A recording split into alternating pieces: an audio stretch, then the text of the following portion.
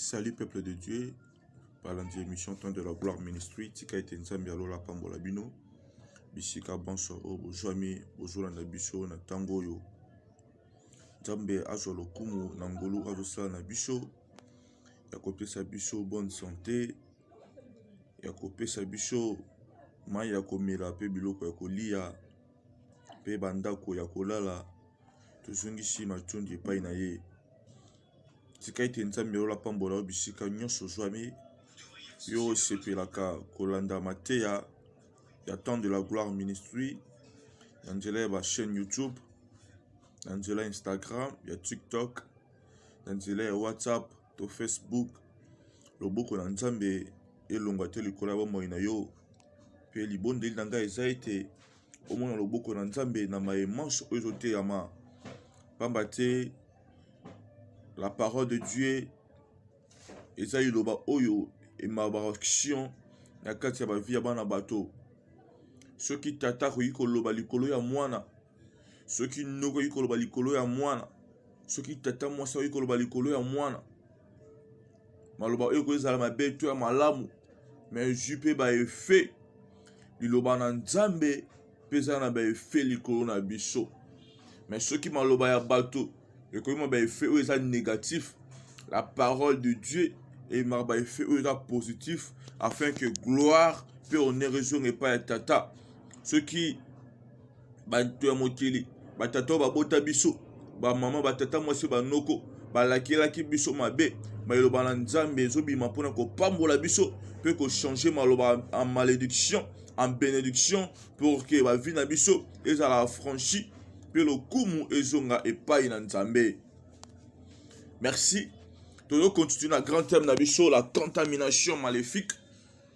Tout le monde qui contamination, les avis souillir qui résultent d'un contact d'un objet impur ou malpropre. Et bon, tout le monde qui maléfique, c'est l'exercice d'une influence occulte. Par là, tout le monde a été. Ce qui de ici contamination, n'a maléfique définition aux a été souillir qui résulte du contact d'un objet impur et l'exercice d'une influence occulte dans votre vie ou dans votre famille bien-aimée. Il y a plusieurs vies, il y a plusieurs familles. Et je dis qu'il y a une contamination maléfique. Il y a plusieurs gens qui sont contaminés maléfiquement sans que balinga, mais Satan a une stratégie pour contaminer bateau pour que toute une famille est contaminée. Mais en gros, je suis en zambété. D'abord, ce qui est exemple dans mingi dans lèpre, parce que lèpre est une maladie plus contagieuse. Lèpre peut se contaminer. Ceux qui physiquement tout dans la maladie où ils allaient contagieuse, que spirituellement pauvreté, et ils appellent contagieuse. Que spirituellement makambo ya mabe, ils appellent contagieuse. Même ami, ils contaminé ami na makamabe. On dit dis-moi qui tu fréquentes, je te dirai qui tu es. Et puis la Bible nous dit ceci, les mauvaises compagnies corrompent des bonnes mœurs. Donc c'est très important de veiller sur l'entourage. Si vous allez contaminer la famille, là parce qu'il n'y a pas imposé à votre famille. Mais bah ami, c'est toi qui as la responsabilité de choisir qui peut être ton ami et qui ne peut pas être ton ami. Qui peut être dans ton entourage et qui ne peut pas être dans ton entourage. Dans le banauto inabato. Dans le banauto ça m'a benabato. Mais dans le conseil juste, eux banani okotsa peme na yo pour la makambo eux zo lié vie na yo. Penani à cause à la distance, tu peux le saluer, tu peux l'aider, mais bozana été na kati va faire moko, bozana été na kati ya nzela moko. Séparation de la division T. Yango mona qui est à bram tanga mona qui conflit aux kota mine entre ba serviteur na ye, na ba serviteur, ya ndeko na l'autre. Aluka ba se séparer. Sache qu'il était de peur que bamba be par la travers ba serviteur. Parce que réseau aux été, bah serviteur en anga ba osa pour le kabola mon ngai. donc il faut penser qu'il y a bango pour que la carte sika moko alors qu'elle va se séparer. Il y a certaines des relations sur le monde qui bat ici na bino ba oyo kanate monde qui bat na bino ba oyo kanate pour que vous garder amitié na ndeko pour que vous garder famille na ndeko oyo ko se séparer bro sungana na mosika. C'est une très bonne chose. Ceux qui vont vendre ici bango yo simbate boloka ba stratégie mususu eux alliés na sagesse pour que vous garder amitié to vous garder famille na bino nzambe yalola azwa lokumu et bongo lelo na tongo lelo na to la soutien moko très important soutien mes alliés le signe d'une personne ou d'une famille contaminée bilembo oela kisaka que mutu o aza contaminé to libota o aza contaminé bien aimé na kati na Biblia ceux qui totali dans Lévitique chapitre 13, dans chapitre 14, le bureau sur lèpre, au comment on a été ceux qui m'ont contaminé dans lèpre, et ça qui n'a bloqué pendant qu'il y a qui ça. Mon a potamé comme bimaye, potamé comme la pembe, au moins va partir de tes longwa. Par là, ceux qui sacrificateurs à s'allier check-up à checker, au cas où résultat aux alliés été n'deko oyo azana lèpre. Si les médecins sont là pour voir qu'est-ce qui te fait souffrir, parce que chaque fois où tu s'attardes faire maladie, le corps a fièvre, le corps a maux de tête, le corps a vertige, le corps a nausée, le corps a dans toutes sortes de malaises, tu n'arrives pas médecin. Mais si tu expliques médecin a orienté à biso, na côté d'abiso pas laboratoire. On a proposition d'examen pour que ba checker biso. Ba yi kozwa soy. Ba yi kozwa mai to makila ya moto. Ba ko checker yango puis ba ko pesa résultat et puis le docteur pour que a interpréter puis a comme la moto ba kisi par rapport ya âge naie puis par rapport ya poids naie. Ba musuba qui la de spécialiste par rapport ya état il y a un anticorps naïe parce que ça va organiser mon sous et supporter à qui mon sous il y a certains gens allergiques na qui mon sous bien aimé ceux qui médecins à coquille ko tâtonner pour la routine dans moto à des consultations à des ko sali c'est besoin pas laboratoire tant moto et consultation to ba été moli mon nzambe et tâtonner raté tant maloba ojeté ama Molu mon nzamba accompagner maloba na ye moto nyasa zo landanga il me comprendre que non dans telle place il y a un ça ne va pas dans ma vie parce que la parole de Dieu reste la vérité mais na pasi na bango ba bela ki nzambe nzambe atinda ki ba singa ya rouge te ba kanga na loketo nzambe ya lola atinda ki ba kalebas te ba loba na kati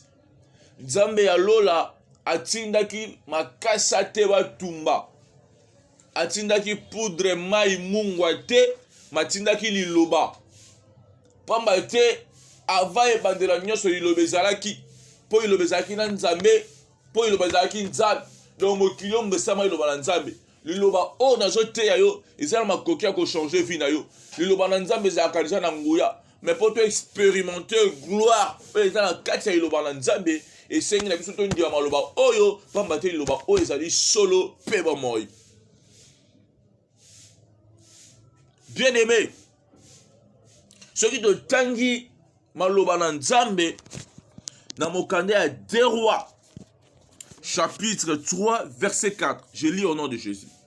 Il y avait en l'entrée de la porte 4 lépreux qui se dirent l'un à l'autre: quoi resterons-nous ici jusqu'à ce que nous mourions?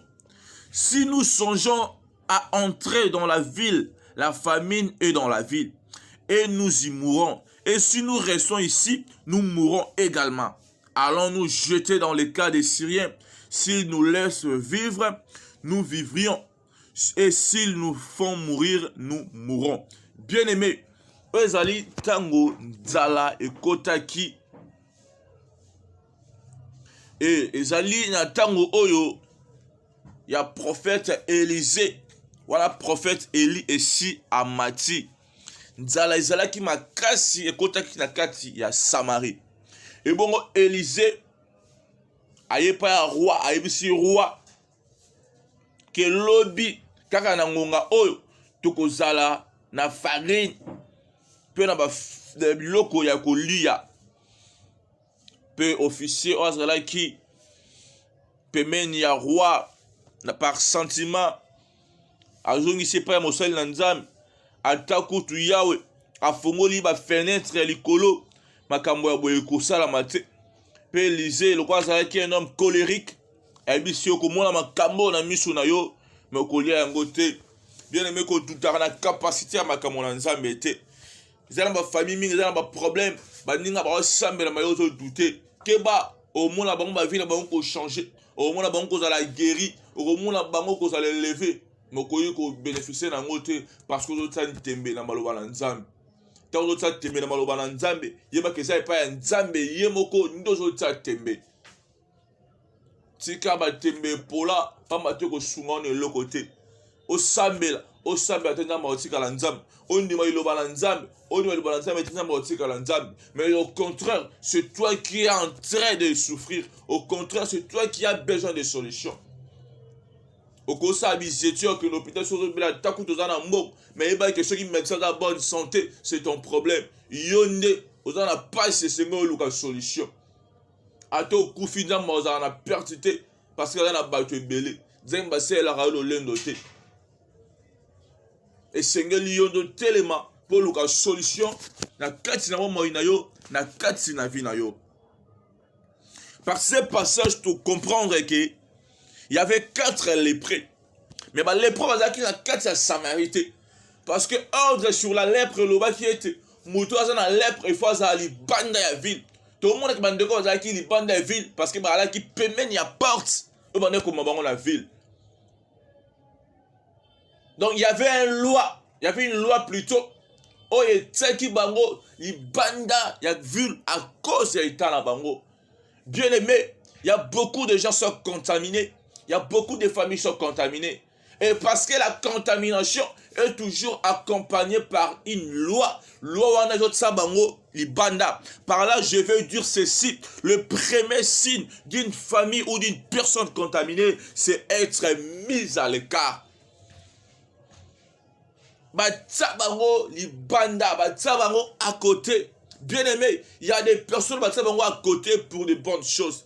Il y a des personnes qui sont à côté pour la makambo, il y a malamu père qui toko, liboso na batope, liboso na nzambe. Mais yo, osa isolé, osa mis à l'écart pour quelle raison?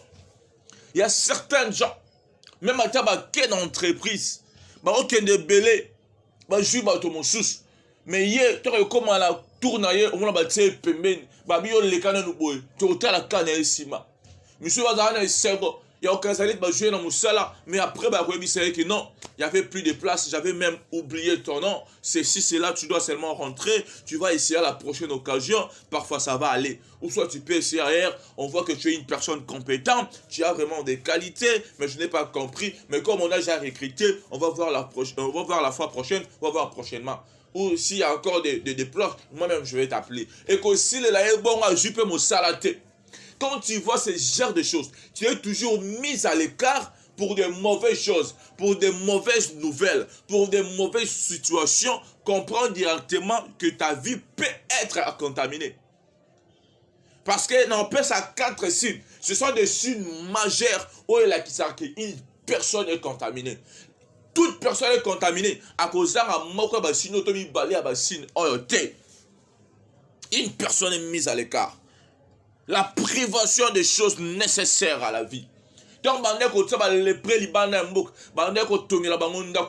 et pourtant, pour se protéger contre les intempéries. Les intempéries, les intempéries, les intempéries. Même les prêts, malgré la maladie, il est toujours exposé parce qu'il a la lèpre. Il n'a pas voulu avoir la lèpre. Avoir la lèpre, on l'a cause de la mais manière où la lèpre doit concerner loi. Loi, comme nous avons la lèpre, on doit protéger certaines choses. Par exemple, on a la lèpre, toi, tu dois être à l'écart. Est-ce qu'il y a un mot qui comprend? Il y a certaines personnes, au lieu dans la situation, mais comme au bout de la famille, vous avez une contamination maléfique. Il faut comme une ajoana. Comme au une ajoana, le la contamination maléfique, et ce joueur à peine à âge, ainsi que na aden yamutu, ainsi que na combo, et là tu parce que dans la combo, il y a tata parfois, parce que dans la aden il y a tata, parce que la famille a une contamination maléfique, et zali automatiquement pour me contaminer maléfiquement. Parce que ceux qui coronent et se contaminent raté pour la combo et se contaminent raté par rapport à la famille encore, mais il y a que dans la classe il y a contamination maléfique, ceux qui ont la ADN moko na mutu, ceux qui ont la combo moko na mutu, ceux qui ont la faillite na mutu, il y a un lien aux liés bino, au qu'on appelle contamination maléfique, même à temps au péché mbotété, même à temps au soy na bino totalité, même à temps au makila na bino pratiquement be totalité, mais le corps a besoin la ADN moko aux liés bino, au qu'on s'appelle contaminé. Donc c'est plus dangereux. C'est plus dangereux plutôt que la contamination physique comme ça. Donc contamination maléfique ou la spirituelle, ils ont ma bé que le kata contamination va monter. Le lépreux était mis à l'écart. Bataille à côté. Bataille à côté. On t'a privé des choses nécessaires à la vie. Les premiers matins à qui n'a bon même. Mais là, il faut aller banda un bateau bien aimé. Ils ont un bateau moussou baza ipe na mbongo. Ils ont un bateau moussou baza ipe na famille malam. Ils ont un bateau moussou baza ipe na kimia. Mais une fois qu'on est contaminé maléfiquement, baté li banda mbongo esila. Diba le kufa à connaître ba désastre na vie na ye. Ye moku tazo kam comment on a se retrouver neni ngana komia. Loi ya lèpre kangiye. Ils ont un bateau mine loi ya contamination kanga bango. Pe ba otsa bango libanda. Nani atsayo libanda. Nani atsayo libanda. 4 lépreux eux. Basaki libanda ya mboka bien aimé. Et puis deuxième chose. Tout le monde na vie. Ya moto a contaminé. Les botos a contaminé. Deuxième signe. Deuxième effet. Deuxième réaction. Tout le monde a été ça la dépendance. La dépendance. Toujours dépendre na bateau. Pourquoi moto osa contaminé il faut dépendre na bateau? Parce que moto osa contaminé il n'a pas le droit de vivre librement. Ça c'est la première chose. Deuxièmement, il n'a pas le droit de travailler. Dans la société. Donc, tout ce monde a été moto oyo asa limité. Ako sala makambo mosusu te ya ko simba biloko mosusu te ya ko sala sika moko na bato te ya sa liberté na certaines opportunités bato mosusu baza na yango bien aimé telle vie na malamu. Est-ce que ça vraiment na kati ya bon somi to dépendre ka na bato avo lia fo ba pesa yo avo lata fo ba pesa yo oyebi mbulo somba te. Oyebi mbulo yo moko zwa to kaba. Oyebi mbulo lia na motoki na yo te. Aussi sa classe kala balinga to zo misala me yo zo mosala te. Ato luki na ndenge so simba ka te. Ba botola ba droit. Bien aimé. La dépendance et la moko ba si ya famille ta contaminé. To ya moto ta contaminé. Pour les prendre en nzala bien bazwaka décision ya risque balobeli moko na moninga soto tika to kufa ezaki nzala ndengo mabango bien aimé terminaison ya sata la vie de monsieur Luc ezalaka liwa ezala bato mingi bakufa ba se suicida à cause ya makambo parce que vie baneko simba te dépendance moko totale et puis si passe alobi te na midie kananga kaka na kufa na kende nzala oyo mpe leki pasi oyo mpe leki kozanga oyo mpe leki omona ndeko ya mipomi nyonso ezalaki parce que vie ya ndeko ezalaki contaminé to parce que ndeko abotama na liboto eza contaminé. Bah les pré courageux qu'il était babi que non tokota kaka na kai basyrien mpo kuna biloko ezali parce que bazanga biloko ya kolia moto azodépend na mosu bapesi ye te ozala mpe kaka bongo alokola nyama bakangi na singa batie na nzete soki bapesi ye te akolia te ovivaka lisu lokola moto te okoma kovivre kaka lokola nyama moto nyonso akoma kosakana na yo bien aimé esengeli ozwa décision esengeli na yo ozwa décision ezala mpe décision moko ferme otelema na mabondeli pour que makambo ya vie na yo ezala changer pour que obima na kati ya dépendance yo mpo oza mobali oza mpe na bacapacité okoki kosala mpe mosala okoki kotanga mpe kelasi okoki kozwa mpe mbongo na vie okoki mpe kobala oza mpe mwasi okoki mpe kobala libala ya malamu okoki mpe kobota mpe kosunga famille tomona mpe basi ya bakonzi bazali tomona mpe basi basunga famille bazali bamama ministre bazali baprésidente bazali bien mais sengeli na ozwa décision pour kobima na kati ya contamination qui sait soki à travers yo fayi mobeki kokangolama na kati ya contamination maléfique. Et troisième signe, nous voyons la souffrance. Une personne contaminée ou une famille contaminée, tout le monde a la souffrance. Nous avons une famille. Il y aura toujours des douleurs, des problèmes. Il y aura toujours la maladie. Il y aura toujours la mort. Il y aura toujours le faim. Il y aura toujours la médiocrité. Quand une personne est contaminée, quand une famille est contaminée, maladie n'est rien dans la famille à l'olengo. Koufa n'est rien. Parce qu'une personne qui est contaminée par la lèpre, Misunianzo Kolongwa, Andoyoka et Sengote, Tango Lissapiekoi, ça va faire mal. Parce qu'une partie de se détacher dans d'autres. Tant va partir de Zolongwa. D'autres peut créer dysfonctionnement. Motabonga c'est la cas à Koufa. Donc tout le monde la famille est contaminée. Souffrance et renyaka. Oka bonga ba koufela, bonga ba lela, bonga ba mona ka passe. Yo moso tali famille boy. Oki mawa. Fayi ba do zanga. Même mbongo ko somba libulu ba kuna ndeko na bango. Faut pas qu'on va na quartier. Bien aimé ça passe mingi. Pour battre bien la morgue, il faut contribution. Je me mets comme ma faut pas que ça tombe sur moi c'est soldat, tout à moi on est soldat. Faut pas qu'ils aient appris. Baba mi mutu, mo identité wa ça qui na ngote.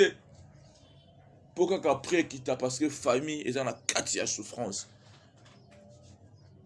Les présents facilités bien aimés, ils ont souffrance. Famille où ils ont contaminé maléfiquement. Bah on a souffrance pour le lèpre. Parce que lèpre, problème nous a qu'à lèpre. Et on est sûr qu'on a lépré. Mais spirituellement, ma caméra a que belé. Donc on est dans le et kaka. Ils ont tout soit bela sida qui nous ba cancer qui nous ba maladie et donc au tali motoboy.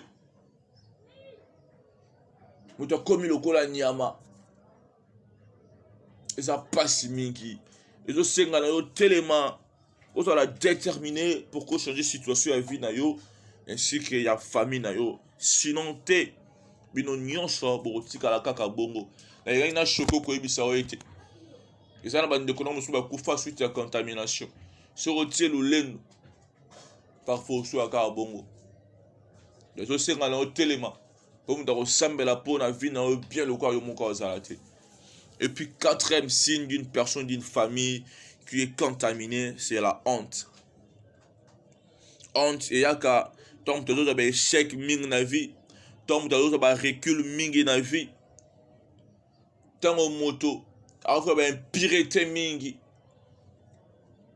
malade, monsieur, comme un repère sa moto, soni, par rapport à n'a perdre pour ça les sons. Chico, ceux qui m'ont dit, supposons moto à l'olène, à une lèvre, va partir de tes longs. Quelle honte, bien-aimé. Les gens qui ont la famille. Le quoi, c'est une position un peu différente. Parce que la famille est contaminée. Michou ba wanga me ba boti ba bota bango nzamba limbi sabino. Sozo se retrouver na ka bo luka boti senga et pardon. Amba to ça la péché moko. C'est grave. Tata boti maman boti yo quel que soit son état ko wanga na été. Michou ba wanga na bande ko na bongo à cause ya soni. Parce que vient de ko da contaminé maléfiquement. De quoi melara diamba lokola jamais. De ko na da kuluna. Avec une contamination pas ba ninga na quartier parfois. Zali kama yako wanga na ete, zali kama yako wanga na famite, zali kama yako sunga ndeko na bondeli, zali kama yako tea ndeko maloba na nzam, yako bisa etala vieza boy, okote na be photo sala be photo bima la kati ya problème o, que passe no da passe na nga, ne na mona ona sepela raté, yo za déjà délivré, vous déjà pur parce que la Bible nous dit, vous êtes déjà pire par la parole que je vous ai annoncée. Yo sambela déjà, yo déjà créé tout ça déjà ko kangola parce que c'est lui qui a Christ à la vie, mais mais entourage des années tannin, Nzamba ko utiliser pour que l'hypothèse na kati ya impureté ya contamination, pour que l'hypothèse na kati ya pauvreté, pour que l'hypothèse na kati ya passi. Alors c'est toi qui dois être déterminé dans la prière ainsi que dans la parole de Dieu pour que tu puisses être un canal de bénédiction pour tes frères, pour tes sœurs, pour tes amis ainsi que pour toute ta famille. Il y a qui les 4 signes d'une famille contaminée. J'ai pris au nom de Jésus-Christ de Nazareth toute personne qui a été contaminée maléfiquement, toute famille qui a été contaminée maléfiquement par quoi que ce soit au nom de Jésus-Christ de Nazareth, Nzambalola purifier bino, Nzambalola a justifier bino, Nzambalola a guérir bino au nom de Jésus-Christ de Nazareth. Beaucoup ma référence à Maramboya passe, n'est dans Matthieu chapitre 8 verset 1 à 3. Deko oyo akomaki référence à lèpre dans Matthieu chapitre 26 verset 6 plutôt.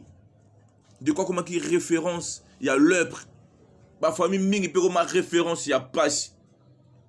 Ah ozo luka banane. Ah o bazala ba liaka bien te wana. O balata bien te wana. Bien aimé Nzambe alola kangola yo. Ndenge bandolo ba Jésus-Christ ala ndako ya Simon le lépreux. Jean le pauvre, André qui gagne, Ndeko Litungulu qui gagne, ou comment synonyme ya passe, mais Nzambe alola a kangola yo. Ndenge na Matthieu chapitre 8 verset 1 à 3. De quoi le rabbin si tu veux tu peux me rendre pire. Yesu Masia a kangola yo. Yo pe koma peto. Yo pe vina yo fongwama.